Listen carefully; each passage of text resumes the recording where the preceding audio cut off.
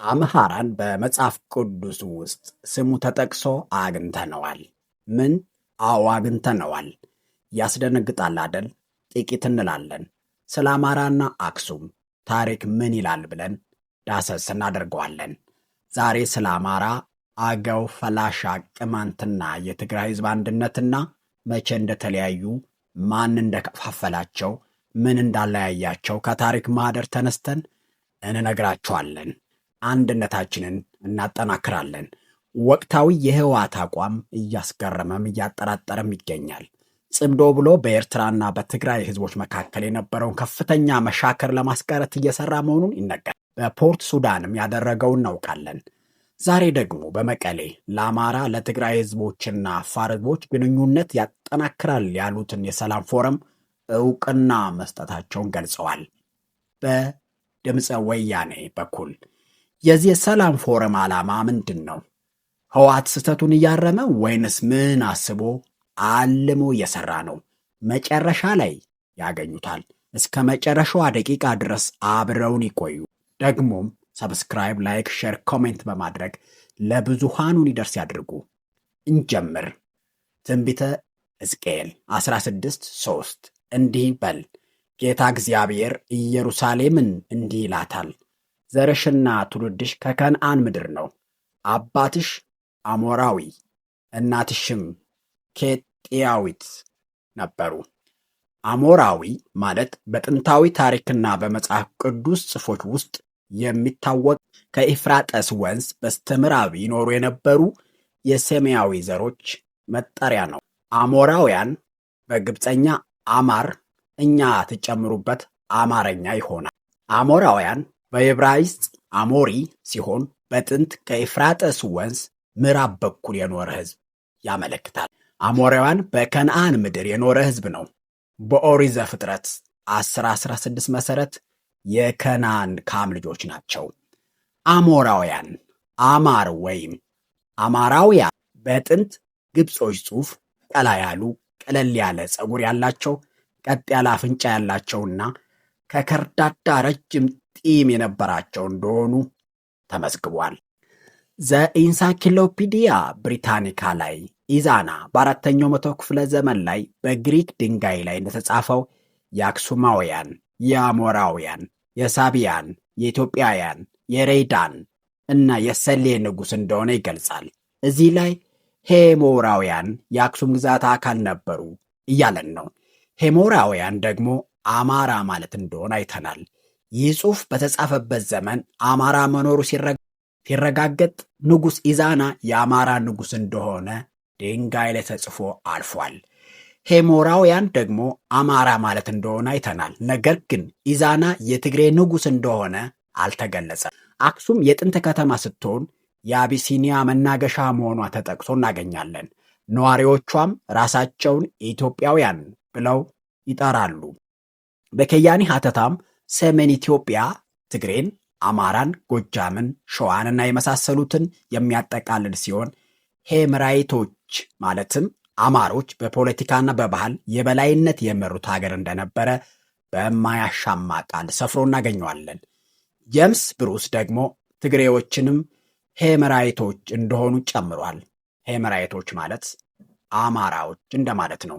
በኢትዮጵያ ተዋሕዶ ቤተ ክርስቲያን ነሐሴ 17 ቀን አሞራዊ ቅዱስ እንጣውስ በሰማዕትነት በማሰብ ታከብራለች። አንድ ነን ለማለት ነው። የመለያየታችን ምስጢር ደግሞ እንደዚህ ይጀምራል። ከክርስቶስ ልደት በኋላ በአንደኛው መቶ ክፍለ ዘመን መጀመሪያ በንግሥት ህንደኪ ዘመን ወደ ኢትዮጵያ የገባው የጥምቀት ዜና በአራተኛው ክፍለ ዘመን በአብርሃና አጽብሃ ዘመነ መንግሥት በአባ ሰላማ ከሳቴ ብርሃን ስብከት ተስፋፍቶ አብዛኛው የኢትዮጵያ ሕዝብ ስብከተ ወንጌልን አምኖ ጥምቀትና ክርስትናን ተቀበለ። ታዲያ እጅግ በጣም ጥቂት የሆኑ የአይሁድ ወይም ጁዳይዝም ሃይማኖት አማኞች በወንጌል አናምንም፣ ክርስቲያን አንሆንም፣ ሕገ ኦሪትን አንለቅም በማለት በ982 ዓመተ ዓለም ገደማ በቀዳማዊ ምኒልክ ዘመን የመጣውን እምነተ እስራኤል መከተልን ቀጠሉ። የክርስትና ሃይማኖት አንቀበልም ብለው በአይሁድ ወይም የኦሪት እምነታቸው የጸኑ ሕዝቦች በነገስታቱ ትእዛዝ የኢትዮጵያ ዋና ከተማ ከሆነችው ከአክሱምና ከዙሪያዋ እየለቀቁ በመውጣት በወልቃይት፣ በሰሜንና በወገራ፣ በደንቢያ፣ በአገው፣ በላስታ፣ በሰቆጣና በመሳሰሉት ሊኖሩ እንደሚችሉ ስለተገለጸላቸው አክሱምንና አካባቢዋን እየለቀቁ በመሄድ ተበታትነው ይኖሩ ጀመር። በዚህ ምክንያት ፈላሻ ተባሉ። ፈላሻ ከእስራኤል የመጣ ሳይሆን ከአክሱም የመጣ አማራ ለማለት ነው። ቅማንትም ሕገ ኦሪትን ያልተወ አማራ ነው። አንድ ነን ብለን እዚህ ላይ ገታ እናድርገውና ወደ ዋናው ትንታኔያችን እንግባ። ህወሓት ሻዕቢያም ሆነ አፋብን በኦፊሻል ያላመኑበትን ብሎ መግለጫ ያልሰጡበትን ጽምዶም ሆነ ወታደራዊ ካውንስል የተባሉ ቃላቶችን ይዞ ከፊልድ ማርሻል እስከ ሰሊጥ ማርሻል የፕሮፓጋንዳ ማሽኑን ያለ ልክ አስጮዋል። ፈሪ ውሃ ውስጥ ቁጭ ብሎ ያልበዋል እንዲሉ ጽምዶ ያገዛዙ ናይትማር ሆኗል። የወልቃይት ሁመራ አጀንዳን በማጮህ በአማራና በትግራይ መሃል ግጭት ለመጥመቅ ያሰላው ኃይል በተደጋጋሚ ፋኖና ቲዲኤፍ አልዋጋም አሉ በሚል ነውረኛ መግለጫ ሙሾ ሲያወርድ ታይቷል። ህዝብ እርስ በርሱ አልተዋጋኝም ብሎ የሚቆጭ እልቂት ፈለፋይ አንጎል የምታገኘው ብልጽግና መንደር ላይ ነው። ለወራትና ለዓመታት ከሚዲያው ዓለም ጠፍተው የነበሩ ግለሰቦች የአብይን አገዛዝ ለመጣል የትብብርና የጋራ ግንባር መፍጠር ታስቧል ሲሰማ ብቻ ከየመሸሸጊያቸው ብቅ እያሉ የፋኖን አንድነት ለመከፋፈልና የአማራ ህዝብ መከራ ለማራዘም የሚረባረቡት ለምን እንደሆነ ማስተዋል ያስፈልጋል። ይህ ሁሉ ርብርብ አማራን ያለ አጋዥ ብቻውን ለመደቆስ የታቀደ ስልት ነው። ከውስጥ አንድ እንዳንሆን በስልት ይከፋፍሉታል። ትብብርም እንዳይፈጥር የተለያዩ ሲናሪዎችን በመፈልፈል ጥምረቱን ለማኮላሸት ይሰራሉ። ሁሉም ሲደመሩ አማራ አንድ እንዳይሆን መከፋፈል፣ ጥምረትም እንዳይኖረው ማድረግ፣ ከዛም ማጥፋትና የአብይን ስልጣን ማደላደል ነው። የአብይ አህመድ ስርዓት እንኳ ቢወድቅ አማራ ተገንጥሎ አገር እንዲሆን ካልተፈለገ በስተቀር ከአካባቢያዊና ከሌሎች ክልል ኃይሎች ጋር አዲስ ግጭት ውስጥ መግባቱ አይቀሬ በመሆኑ ለሁሉም የምትሆን ኢትዮጵያ ለመፍጠርና ትግሉን ለማሳጠር ከማንኛውም ስርዓቱን ከሚታገል ኃይል ጋር መርህን መሰረት ያደረገ የጋራ የሥራ ሁኔታ መፍጠር የብልህነትና የታላቅነት መገለጫ ነው።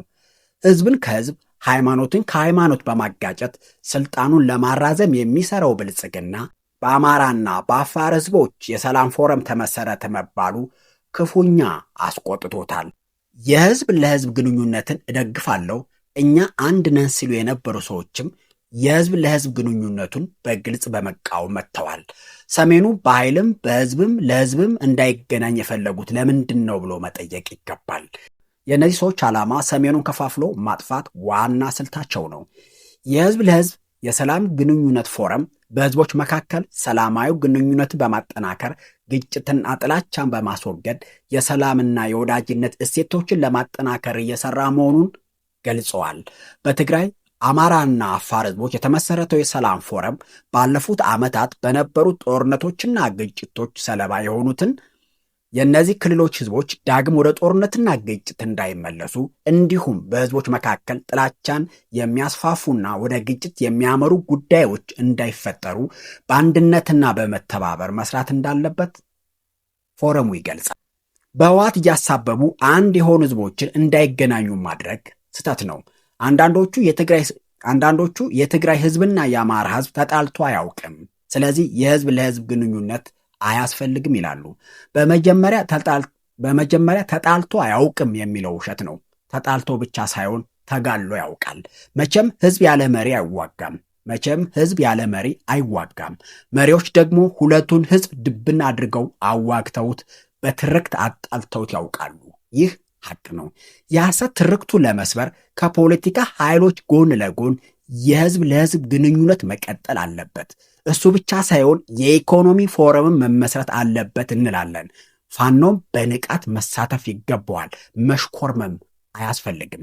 የሚያስፈልገውን የሰው ኃይል ልኮ ነገሮችን በትኩረት መከታተል ያስፈልጋል። የህወሓት አካሄድም በዝርዝር ይመጣበታል። ፎረሙ ግን ይቀጥል። ለህወሓት የምንመክረው አለን። የህዝብ ለህዝብ ግንኙነቱ አድጎ የሰሜኑ ህዝብ ጠንካራ አንድነት እንዲመሰረት ከተፈለገ የወልቃይትን የራያን ኮዝ ማንሳቱ ምዕራብ ትግራይ ማለቱን ማቆም አለበት። ያለዛ ህወሓት ከመጥፋት ህዝቡን በጦርነት ከማለቅ ውጭና ግንኙነቱ ከመፍረስ አይድንም። የህዝብ ለህዝብ ግንኙነቱም ውሃ ይበለዋል።